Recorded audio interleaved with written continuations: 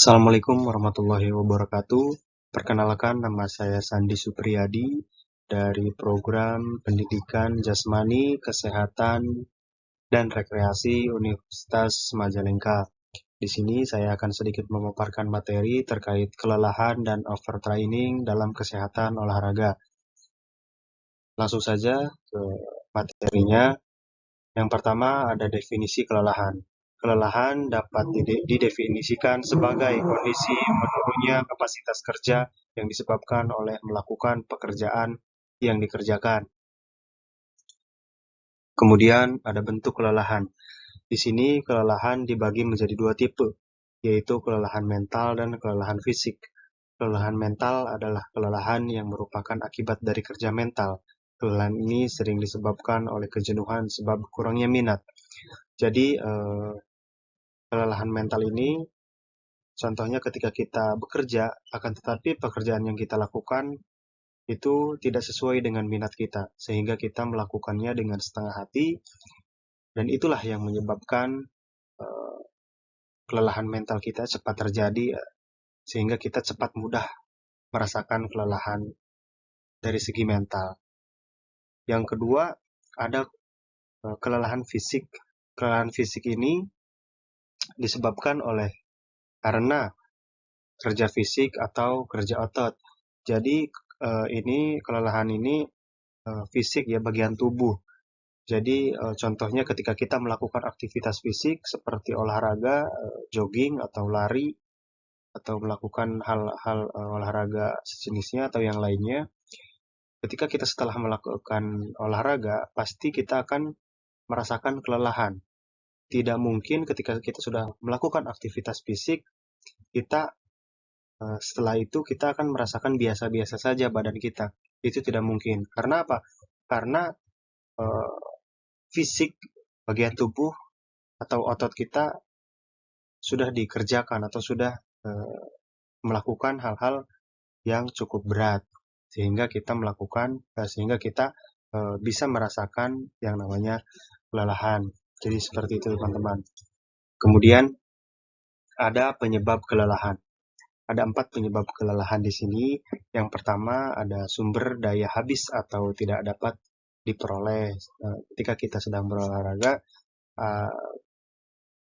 tubuh kita itu memerlukan sumber daya. Ketika sumber daya itu habis, apa yang bisa diperoleh oleh tubuh kita, sehingga tubuh kita akan cepat merasakan kelelahan. Yang kedua ada timbulnya sampah olah daya di dalam tubuh. Jadi banyaknya sampah-sampah yang harus diolah dalam tubuh ketika kita melakukan olahraga, sehingga tubuh itu cepat merasakan kelelahan. Yang kedua ada terganggunya keseimbangan elektrolit atau asam basa di dalam cairan tubuh. Yang keempat, yang terakhir, terganggunya keseimbangan pemasukan dan pengeluaran air di dalam. Kemudian ada kemungkinan tempat-tempat kelelahan.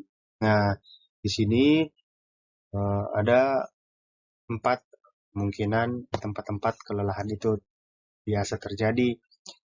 Yang pertama ada serabut otot dan keping ujung saraf motorik.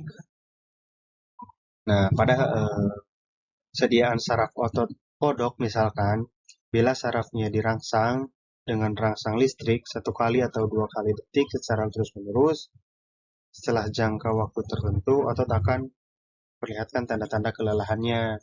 Jadi seperti itu teman-teman contohnya. Kemudian yang kedua ada serabut saraf. Pada suatu tempat di serabut saraf motorik dari sediaan otot saraf tersebut di atas dilakukan blokade dengan sepotong es. Jadi bila kita melakukan blokade dengan sepotong es, kemudian pada tempat itu diberikan rangsangan atau arus galvanus di sini dikatakan secara terus-menerus ujung saraf motoris, kemudian langsung dengan rangsangan listrik secara terus-menerus selama berjam-jam, pasti kita transaksi otot influx, saraf tidak dapat melewati tempat blokade bila sekarang. Itu teman-teman. Kemudian ada synapse ya, ada synapse. Jadi synapse itu contohnya di sini bila punggung anjing dirangsang atau digelitik dengan ujung lidi, maka akan terjadi refleksi menggaruk pada tempat yang dirangsang. Seperti itu. Kemudian di sini ada badan sel saraf. Nah, badan sel saraf ini terdapat banyak bukti bahwa pada kelelahan yang ekstrim, struktur di dalam badan sel saraf mengalami banyak perubahan. Sejalan dengan hal ini, dapat dikatakan bahwa kelelahan sedang pola berubah. Demikian juga bisa terjadi. Kemudian lanjut ke materi overtraining, teman-teman. Definisi overtraining itu menurut KBI tahun 2011 merupakan sebuah keadaan di mana jumlah sel otot dalam tubuh yang sudah dilakukan terhadap perusakan karena aktivitas fisik seperti melebihi kemampuan maksimal tubuh, teman-teman. Jadi overtraining adalah bentuk kronis dari kelelahan berlebihan dalam olahraga. Ketika kita melakukan berolahraga, tentunya kita harus mengetahui batas kemampuan tubuh kita. Jangan sampai overtraining ini terjadi. Jadi overtraining ini terjadi akibat melampaui batas maksimal tubuh. Kadang yang pernah saya ketahui, si atlet itu akan merasakan mual dan bisa juga terjadi muntah, teman-teman, karena itu overtraining ya, latihan atau olahraga yang berlebihan seperti itu. Ini adalah hal yang perlu kita perhatikan dalam overtraining, yaitu etiologi atau penyebab. Nah, harapan yang berlebihan. Jadi kadang-kalanya kita seorang atlet yang memiliki harapan yang berlebihan. Kita harus punya target-target tertentu dalam setiap olahraga yang melebihi kapasitas fungsional otak, menjadi pemicu terjadinya overtraining ini. Kemudian ada simptomologi. Jadi ciri-ciri utamanya adalah kelelahan yang tinggi, respon terhadap latihan yang tidak ekonomis dan tidak seimbang, pemulihan yang lambat sekalipun terhadap latihan yang ringan, stabilitas sistem vegetatif dan sistem endokrin, adanya masalah dalam proses olah daya dan proses hormonalnya, adanya gejala neurse, psikis, hiperkreativitas, depresi, euforia, anksietas, dan menurunnya output olahraga, teman-teman.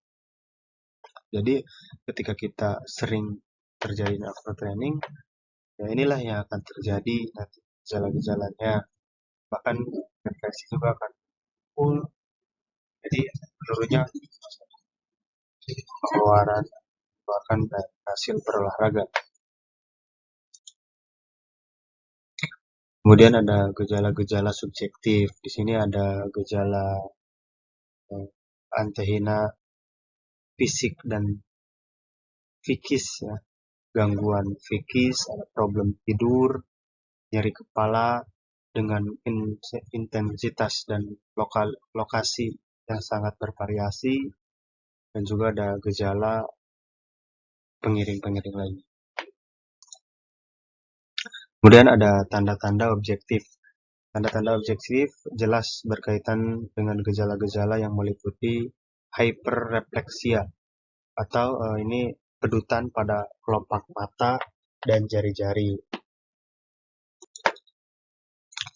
Diagnosis ya, diagnosis tergantung. Jadi kita bisa mendiagnosis terjadinya overtraining ini. Cuman ada beberapa ya, diagnosis ini bisa dilakukan tergantung kepada gejalanya, riwayatnya, serta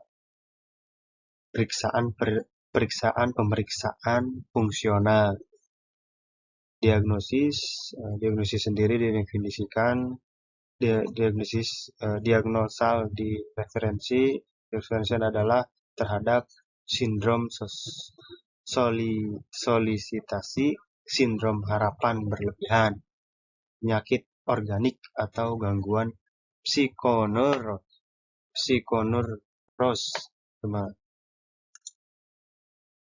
Kemudian yang terakhir ada pengobatan atau penyembuhan. Overtraining ini juga perlu kita yang namanya pengobatan atau penyembuhan, karena ada gejala-gejalanya juga yang tadi sudah saya sampaikan, sudah saya sebutkan gejala-gejalanya terkait overtraining ini. Jadi pencegahan kembali lagi tergantung pada pemeriksaan kesehatan secara periodik, perkembangan fisik dan nutrisi, disertai evaluasi fungsional prinsip kesehatan olahraga dan metode latihan yang rasional, teman. Cukup sekian presentasi atau pemaparan materi yang saya sampaikan. Masih banyak kekurangan dan kesalahan dalam penyampaian atau pemaparan kata atau segi materi yang belum sempurna. Terima kasih sudah meluangkan waktunya untuk sedikit mendengarkan dan menyimak pemaparan dari saya. Terima kasih. Akhirul kalam, wabillahi taufiq wal hidayah. Wassalamualaikum warahmatullahi wabarakatuh.